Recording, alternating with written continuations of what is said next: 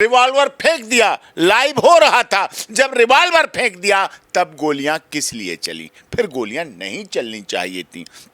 या तो उनकी चूक है, या उनके मन में वैमनस्य था, या उनकी कोई व्यक्तिगत रंजिश थी, या कोई व्यक्तिगत बात थी जो कह रहे हैं पुलिस को धमकी दे रहा। अरे क्या बात करते हो? पुलिस को कोई धमकी दे लेगा? बिहार पुलिस को धमकी दे लेगा? समझो ना आप, ऐसी बातें उन्होंने गढ़ी। अब ना तो इलनेस का सर्टिफिकेट, ना मेंटल बीमारी का सर्टिफिकेट, ना मानसिक विक्षिप्त होने का सर्टिफिकेट, अब ये कुछ तो है नहीं। अब परेशानी हो रही, ना अस्पताल में रहा, ना क्रिमिनल रिकॉर्ड है। समझो, अब रिकॉर्ड है क्या क्या? बाढ़ पीड़ितों की मदद, बीमारों की मदद, रोगियों की मदद, रोजगार देना, शिक्षा देना, स्वास्थ्य देना। अब है क्या रिकॉर्ड? नेताओं से सवाल पूछना, अलार्म बजाना, घंटी बजाओ कि नेता वादा करते हैं, वादा करके क्यों भूल जाते हैं? नेता कमिटमेंट करते चुनाव में, उसके बाद 5 साल तक उन्हें याद ही नहीं रहता। ये सवाल है। ये सवाल या निशान भरत तिवारी ने उठाए, और भरत तिवारी ने निशान उठाए तो हो सकता है कुछ लोगों को बुरा लगा हो, लेकिन सर कुछ लोग राजनीतिक साजिश हो। जी, वीडियो तो ये भी आ रहा है कि भरत तिवारी पुलिस के वरिष्ठ अधिकारी पे बंदूक तानते हुए दिख रहे हैं। नहीं, ऐसा नहीं है। अगर जो बंदूक तानेगा वो बंदूक चलाएगा। अच्छा। वो बंदूक चली नहीं, बंदूक फेंकी गई। फेंकेगा क्यों? फेंकने का मतलब सरेंडर था। कारण हमारे देश के माननीय वर्तमान के गृह मंत्री अमित शाह जी ने झारखंड, छत्तीसगढ़, बिहार, उड़ीसा के उन माओवादी राज्यों में जहां नक्सलाइट लोग कभी सोचते नहीं थे खत्म हो जाएंगे, जहां सीआईएसएफ, सीआरपीएफ, बीएसएफ को भून दिया जाता था, रोड के नीचे डायनामाइट बिछा दिया जाता था, लेकिन उन राज्यों में आज नक्सल मुक्त लाने का काम किया। सारे प्रयोग किए, सरेंडर का भी उसमें प्रयोग किया, मुख्य धारा में लोगों का भी काम किया, मुख्य धारा में जोड़ने का भी काम किया। और आज छत्तीसगढ़, झारखंड, उड़ीसा और मध्य प्रदेश का हिस्सा नक्सल मुक्त हो गया, नक्सल प्रभावित खत्म हो गया। क्यों? क्योंकि उन्होंने मुख्य धारा में लाने का काम किया। देश के मुख्यमंत्री रहे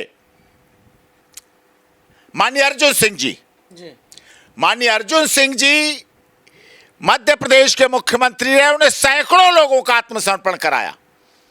लिट्टे तमिलनाडु में सैकड़ों लोगों का आत्मसमर्पण हुआ।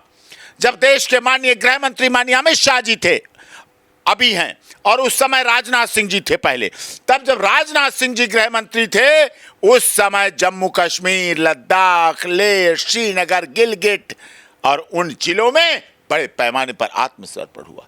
आत्मसमर्पण का मतलब वो व्यक्ति मुख्य धारा में आना चाह रहा है, आपके साथ जुड़ना चाह रहा है। अब आप उस पर गोलियां नहीं, उसको सम्मानित करना पड़ेगा, माला पहनाने पड़ेगा। और यहां चूक हुई, ये तो गनीमत है। आप देश के वरिष्ठ पत्रकार हैं, ये गनीमत है वो भरत तिवारी है। अच्छा।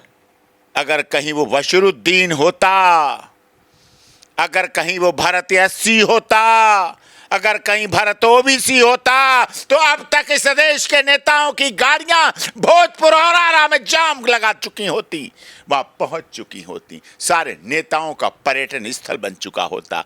ये तो गनीमत है कि वो भरत तिवारी है, फर्क नहीं पड़ता।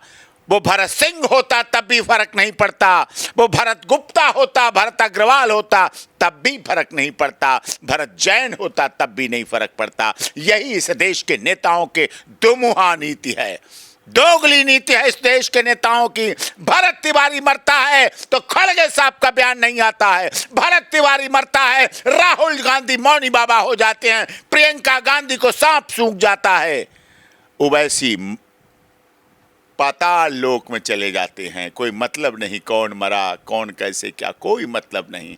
अपना धर्म देखकर, अपनी जाति देखकर जो लोग निकलते हैं वही इस देश की राजनीति के लिए सबसे बड़ा अभिशाप है। बिहार के माननीय मुख्यमंत्री सम्राट चौधरी जी अपनी तरफ से सब कुछ अच्छा कर रहे हैं। अब उन्हें जो 4 लोगों को सस्पेंड किया है, सस्पेंड से काम नहीं चलना, उनके खिलाफ एफआईआर दर्ज कराएं, मुकदमा दर्ज हो और वो जेल जाएं और कठोर से कठोर कानूनी कार्रवाई होनी चाहिए। गोलियां तो पैर में ही लगी थी ना। पैर में गोली लगी तो पैर में गोली मार लेने दो, फिर भरत तिवारी के बाप को दे दो रिवॉल्वर, भरत तिवारी की मां को लगवा लो पैर में गोलियां, क्यों नहीं लगवाते हो? अगर गोली पैर में लगी होती तो हमारे देश में डॉक्टरों को भी भगवान माना जाता है, वो बचा लेते। पैर में गोली नहीं मिली, लगी, यहाँ लगी, प्राइवेट पार्ट्स भी उसमें इंजर्ड हुआ, जिसकी वजह से मौत हुई। घटना दुखद है और आज जागना चाहिए नेशनल ह्यूमन राइट कमीशन को, आज जागना चाहिए स्टेट ह्यूमन राइट कमीशन को। आज क्या वो मौन हो गए हैं? क्यों मौन हो गए हैं? राष्ट्रीय मानव अधिकार आयोग जो है, मानव के अधिकारों के लिए बना है। बड़ी बड़ी गाड़ियां, बड़ी बड़ी सुविधाएं, बड़ी बड़ी कोठी, बड़े बड़े बंगले, बड़े बड़े ऑफिस, बड़ी बड़ी सैलरी, बड़ा बड़ा स्टाफ, बड़ा बड़ा तनख्वाह लेकर कोई फायदा नहीं। आप अगर national human right commission Bharat Tiwari के माता पिता को न्याय नहीं दिला पाते हैं। जो मर जाता है वो तो मृतक है, चला गया, लेकिन जो जिंदा हैं वो उसके लिए लड़ा करते हैं और उसके लिए न्याय की मांग करते हैं और वो न्याय मिलना चाहिए। हम लिखते हैं justice for all, we are ensuring, हम कटिबद्ध हैं, हम मूल रूप से आधारित हैं न्याय दिलाने के लिए। वो न्याय दिखना भी चाहिए, न्याय होना भी चाहिए, न्याय मिलना भी चाहिए, मिलते हुए भी दिखना चाहिए और मिलते हुए होना भी चाहिए। लेकिन सर, आप कह रहे हैं कि ये पुलिस से भूल हुई है। कुछ लोग सवाल ये भी उठा रहे हैं कि सोची समझी साजिश के तहत एक युवा जो समाज के लिए आवाज उठा रहा है, उस आवाज को शांत कर दिया गया है। नहीं, ऐसा खैर देखिए, हमारे माननीय मुख्यमंत्री सम्राट चौधरी जी के नेतृत्व में ऐसा नहीं हो सकता। सम्राट चौधरी इतना राजनीति का परिपक्व व्यक्ति है, सत्ता में रहा, विपक्ष में रहा है, कोई ऐसी बात नहीं। गृह विभाग उनके पास है, पुलिस उनके पास है, पहले भी गृह मंत्री रहे हैं वो, नीतीश जी के समय भी। वो पीछे मुड़ के देखने वाले व्यक्तित्व तो नहीं है।